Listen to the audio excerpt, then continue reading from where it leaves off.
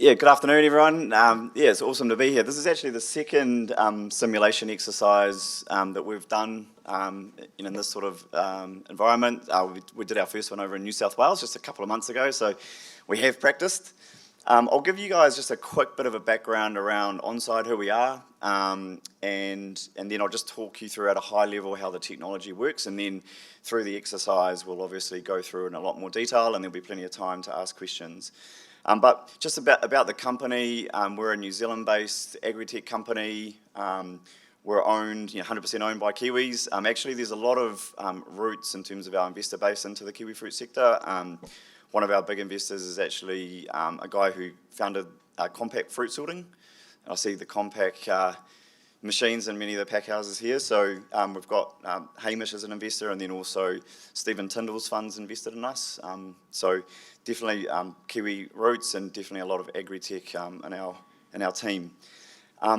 So in terms of how the software works, what I'll go through is how the data is collected, and then some of the insights that it can provide, particularly for the traceability side of things, but then also there was a lot of discussion around how do you prioritise tracing, or how do you do delimit in a response. And so there's some things that some technology we've been working on to support some of that sort of stuff as well. So I'll just give a high level view of how that might work. So in terms of data collection, so the data is collected via our digital check-in app. So when you come to an orchard, you check in. This is what supports the plant pathway plan from a digital standpoint as well. So if you might be bringing plant material, a little pop-up will pop up when you're checking in, and you can record what you might be bringing to the property. And so that data goes into our data warehouse, and so it's stored for as long as we've got the record. And then it goes into our other software called Onside Intelligence, which is what we've worked with the KVH team on to design and develop. So the way, there's a couple of things that are important to note here. So the app, the data comes in via the app. There's a data sharing agreement and a privacy framework and a whole lot of terms and conditions that surround this. And so growers have to give permission for the data to actually go into the data warehouse. So there's a legal framework around that, and so we won't put the data into the data warehouse unless the grower has checked that box. And so that's the data that's available to KVH, and we have terms and agreements with KVH as well, so only KVH can see that information that's been provided if the grower has decided to do that. So there's quite a lot of privacy and legal structure around that to make that work. So that goes through into the digital pathway mapping system, which we'll show this afternoon as part of the exercise. And so what that does is allows for tracing forward and back from any orchard that's part of the program or is an Onside. And so you can see that's a map of the Bay of Plenty. And what we see with tracing is that all agri sectors are extremely connected. There's an enormous amount of movements around the sector, and this is pretty typical in every sector that we work with, whether it be kiwi fruit or viticulture or livestock sectors. Everything's always extremely connected. So that's the challenge around tracing. So some of the other technology that we've been working on is around how can we support the folks like John around prioritising tracing. If you look at this is a network, or a simple example of a network. And so in this diagram, the circles would be an orchard, and then the lines would be a movement between the orchards. So whether it be a person or a vehicle or some plant material that's been recorded. So circles are the orchards, and then the connections. And so if you imagine that the red orchard or circle is a property where something's been found, then the question becomes like, where do you go and trace, which is the previous discussion we've just had for the last hour or so. And so if you understand the network and you understand how everything's connected, there's some really interesting things you can do with mathematics to try and help support decision making in terms of how you prioritise resource. Because one of the things we heard was like resource is going to be super, super tight. Like there's only a handful of people, and it can take a lot of resource to understand where all the movement's got to come from. And so on the right-hand side, or your right, you can see that a connection from that red property. There's just a handful of properties that are connected, directly connected. And if you look on the left-hand side, you can see that there's a whole bunch more. And so if you were going to prioritize testing, you'd go to the left-hand property. And so in big networks that are highly connected, this is an extremely complicated problem, but you can pull out these insights pretty effectively with mathematics. And so we've got a whole lot of algorithms that sit over top of the network to help understand some of these insights in terms of how you might prioritize testing. So this is some of the R&D that we're working on at the moment. Similarly, if before a response, if you're just working on readiness, then you can use similar algorithms, slightly different, but you can identify properties that play this connecting role in a network, and they're the best properties to put readiness monitoring before you've actually identified a disease. And so like a good example of how the intuition would work is if you consider New Zealand, you've got the North Island and the South Island and how they're connected. If it's freight, everything's going to go through Picton. So it's going to go across the ferries into Picton, or Wellington obviously. I'm based in the South Island, so I was thinking Picton. And so that's going to be the big connection hub. And so that's a bridge between the two networks.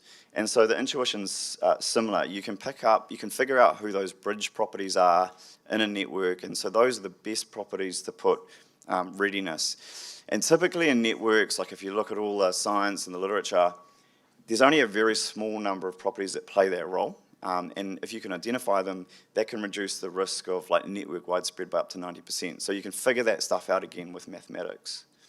And so an analogy, it's a bit like the canary in the coal mine. And so it can dramatically reduce the resource required to detect things early.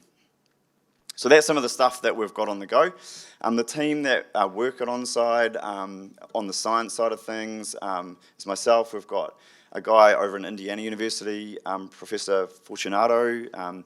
He is one of the world's best network guys, and so Onside funds a PhD student up there to like work on our algorithms.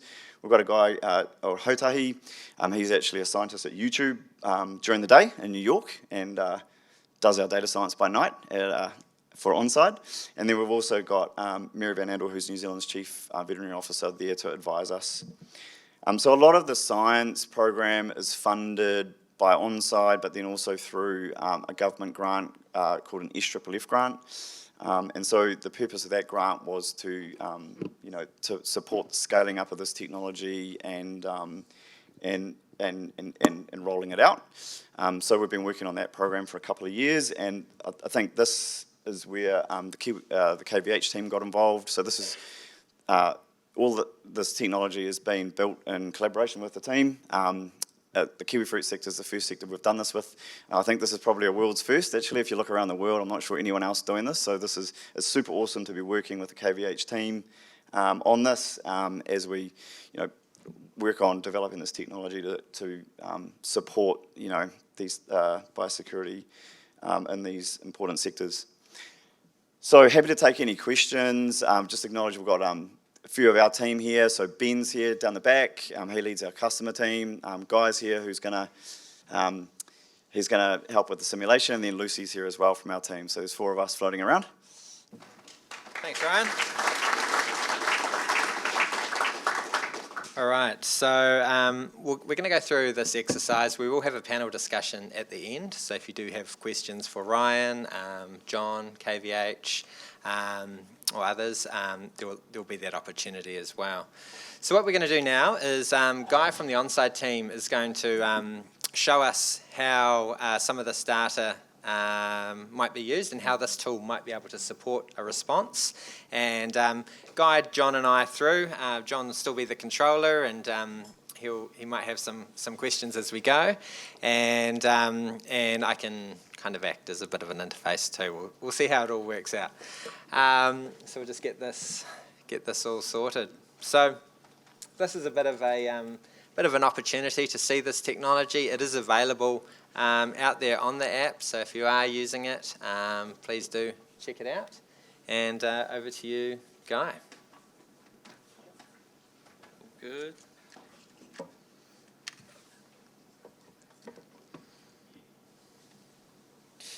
All right.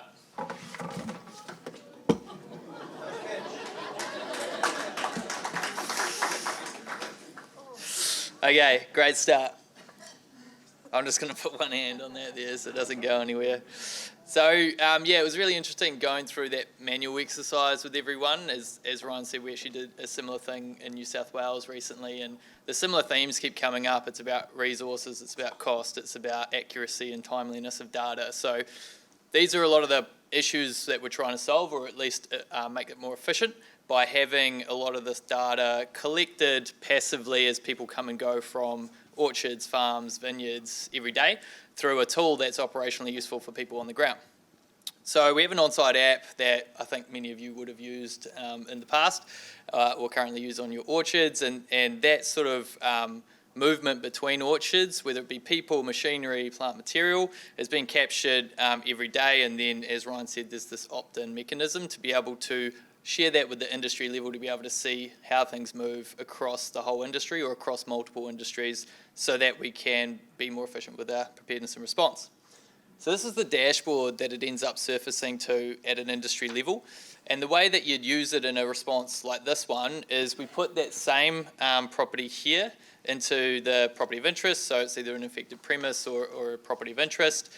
You select what type of movements you want to be looking at, whether that be people movement, plant material movement. In New South Wales, we put trackers on grape bins as well, so you could passively monitor that. You can essentially input any movement data that makes sense into here and be able to drill down into those different types of movements depending on what the pest or disease is. You put in the time frame you want to look at movements over. So, for this scenario, we're looking back till June 2022. And then you can choose the duration between movements depending on how long that organism or pest or something can survive between hosts. So, whether it be 1 week between a movement from one orchard to another, or 1 day or 1 hour, or anything in between or above. So this is the trace with live data running from this capon over that time period from June last year. So straight away we get 37 total movements across 30 properties. And so that gives us a way of prioritising instantly where we want to start with our response efforts.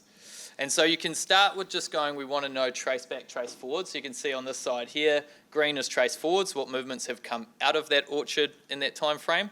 Blue is trace back, what movements went into the orchard in that time frame. As was identified before, it's important to know it might have come from somewhere else, so being able to look back and see that. And straight away what you can see is just with that time frame with one orchard, you don't just have movements within the Tauranga or Te Puke area, it's going all the way out to Portiki and even down to Gisborne. So you might want to start with those outliers to make sure they're not showing any signs, because it could have got way out of that region already and you want to get in front of that curve, as we've talked about. What you can do from here is that you can actually say, okay, well, this is direct movements in and out of the property, but what movements went in and out of those properties within those parameters, and start to step it out that way. So if we go from one step, which is direct movements in and out, to 2 steps, which is what movements went in and out of those properties within these parameters, it scales up pretty quickly. So we start with 30 properties, you're now looking at 336 properties and over 2,000 movements. So you can see how tracing just gets kind of out of hand pretty quickly, and it's hard to, as we identified in that manual process, the people, the timeliness, the where do you start, how do you prioritise the cost of it all, that's where it starts to get pretty hard to manage. And so what we're able to do with this technology, and why KVH has got that mandate to track plant material movement, because you want to drill down to the priority risk vectors to begin with, so you can have somewhere to start and try and rule those out first. So we could do that here. We could say, okay, we only want to know recorded movements, so recorded plant material movements, for example, that fit within those parameters. And so then you reduce it from 300 odd properties to 5 properties, and you reduce it from 2,000 odd movements to 5 movements. And so now you're looking at a very different way of prioritising your response. And so you might say, let's say that we picked up that the plant material movement that brought the budwood to that property came through this, which is the Zespri Cool Store, but we identified through their records that it actually come from this property in the Waikato. So we'd started looking over at this property in Te Puke, but as we've said throughout that last exercise, that may not be the origin property of the disease.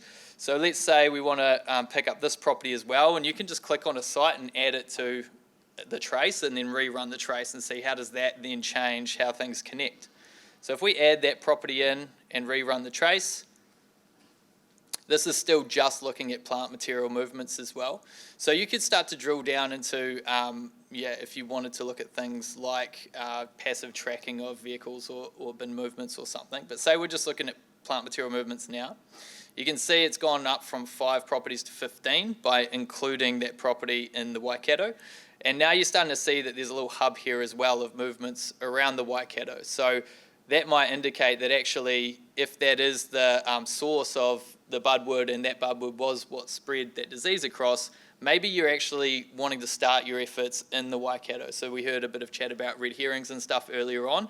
Like that might have been a bit of a red herring that you first found it on. It might have been actually the end of it and you want to find where did it start. So that's some of the ways that you can start to use the technology to passively find that stuff. And I think one of the key things that I had heard from Matt through our conversations is to find all of this stuff out, as we identified, it takes a long time and you have to talk to a lot of people, but also you want to almost be able to know this information without unnecessarily spooking people, and it's quite hard to like find this out by talking to people on the phone but not giving away too much detail or not trying to like scare them too much. So this is just a nice way of saying we know it's here and here.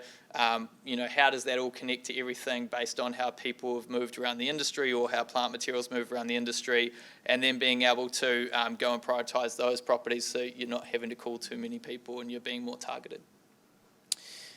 That's how the technology works in a nutshell. I don't know if you wanted to give any more colour to that, Matt. Well, we're going to we'll go into our group exercise shortly, where we'll revisit some of those questions and challenges and see how that helps. But John, did you want to make any comments from a response perspective? Maybe not a comment. I was just wondering, because you talked about a biosecurity checklist that you can monitor, so you can track who's going on and off properties. So we talked a lot about grafters, etc. So we could track grafters from that property, or at least identify which companies they're using without having to go to the orchardist and asking and looking for records. Yeah, you can drill down into high-risk vectors. I think it's important that when we talk about the privacy and the data security, that we anonymise who or what has done that movement. We'll tell you like what it basically is it a high-risk vector or not? But until there is a response scenario like something like this, where you do actually need to know specifically to be able to contact that person or understand that thing, that's where you can start to understand that a bit more. Yeah, exactly. KVH would be the one that you'd go to around that. But, for these purposes, it's really about what are the high-risk vectors, how can you drill down into those to prioritise surveillance or response. Yeah. Cool. And presumably in this scenario, you've got budwood moving into Zespri cool store. You could also look to see where else it may have gone from the cool store and how that looks. Yeah, 100%. So you could say, I want to look at the Zespri cool store and include that now and rerun the trace. And then, now you're looking at movements, as I think was brought up before, from nurseries. It could go all the way up to Kerikeri and, down to even into the South Island, for example. So I think you're not supposed to do that. Yeah, you're not supposed to do that. Yeah. But you might find it is. So having some of the passive data is important, right? Because we did hear before that some people might not tell the truth. Give us a good lead to follow up on, for That's sure. right, yeah. Brilliant, thanks guys. So just in terms of understanding the technology before we head into the group discussions, does that make sense? Any questions from the floor just to clarify? Yep. You take that one. Thank you. Do you have any data or any knowledge of, because obviously this is all dependent on everyone checking in and out every time. Have you got any sort of data on how diligent people are being about that, and can you even capture that? Yeah, a couple of answers to that. So tracing for sure, the more people that do it, the better. So the closer to 100% you get, the better. With the algorithms that Ryan was showing before about how to prioritise properties based on algorithms that predict how it moves based on its profile and how it spreads in time of year and how the movements happen, that doesn't actually need 100%. You can start to optimise those models around sort of anywhere between 40 to 70%. I think on the other side of things, the reason why we started with the On Orchard app, this became a product after the fact because it was already used so well, and we knew we had really good records. And that's just due to the fact that it is primarily for the growers. So like the value was built for the growers. It's an operational tool that knows their visitors, can notify them from anywhere in the world who's coming and going and what they're doing on their site. Ticks health and safety compliance, biosecurity, contractor management, task management. So the people use it not because they have to, because they want to. It's an operational tool for them day to day. And this sort of data is kind of like a happy coincidence that comes out of that, because it's not, we heard in the New South Wales simulation, and it rings true, is that you can't be adding jobs with things like this, you've got to be removing them. So instead of having this extra thing where you need to record stuff, we're trying to include it in a tool that's already used quite widely. Does that answer your question? A little bit, but it's not just the owners. It's not just the owners. It's all the contractors as well, Yep. and all of the individuals in that team, Yep. presumably, have to be recorded, and where their utes went next and where their utes came from. Yep. There must be quite a bit of a fuzziness in there. Yeah, so we have an automated capture at the moment. So that was released recently, where actually when they cross the boundary, it will keep a record that person has come on site or left before they even check in and out. You get a bit more data as they do check in. You can get some more richer records, but we do have a way of passively capturing those movements. Plus, you can have those other passive trackers like fruit bins and things like that as well. That's if they've got the app on their phone, I presume. Yep. If they haven't got the app on their phone, you can't record it. So you can... Sorry, I'm being really... No, you're right. So we did think about this. You can manually record plant material movements still, and we can upload those into the system. So it's not obviously as quick and efficient, because if it's already in there, then that's a bit easier, but we can manually upload movement records into the system as well. Yeah, this is a theme that came up a lot with the pathway plan consultation as well, just around keeping traceability records. And any data is better than no data. And let's start with the high-risk movements, the plant material, in particular nursery plants. Those move the greatest risk, then followed by budwood, pollen, etc. So a cascade of risk. I don't want to dilute our panel discussion too much and give away all the answers, but I'll take one more question. So probably my question was pretty much the same in a way.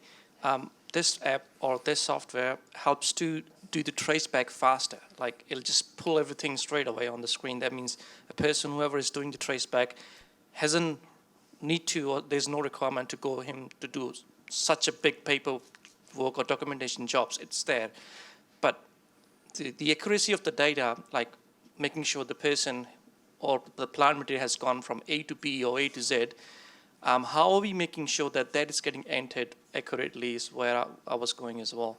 So, I mean, if that's not happening, that's what we did here is not as useful as we believe it is. So what is it that we're doing to mandate that it happens, that the data goes to the app every time? Or is there any sort of like penalties to the person that, oh, you haven't done that? I don't know. So because this is we know why is it crucial, and what is it that we're doing from that perspective is my question. I'll give a KVH perspective first. So we as an organisation are trying to build our biosecurity baseline year on year, and the start is let's get the industry keeping records for the high risk movements. We're certainly not punishing for inaccuracies, but what we're trying to do is provide tools to make keeping accurate, timely data easier. This certainly helps with that. And then also get the message and communicate how it's not a compliance activity, it's protecting your investment, protecting your livelihood, and we all benefit from doing this together by showcasing that, hey, if we do have a response, this is the sort of information that's going to help out. So I just want to go into our group discussions before we lose time again. So what we're going to do now is just revisit some of those discussions that you had working through those 4 questions, and in particular some of those challenges that were surfacing. We're going to have a shorter time frame for this. left my run sheet on the table, rookie mistake, but I think it's 20 minutes. And just go through, how does this technology or keeping records in a digital format, such as with this tool, how will it help to overcome some of those challenges that we've been talking about before? And we'll go through it then. Thanks.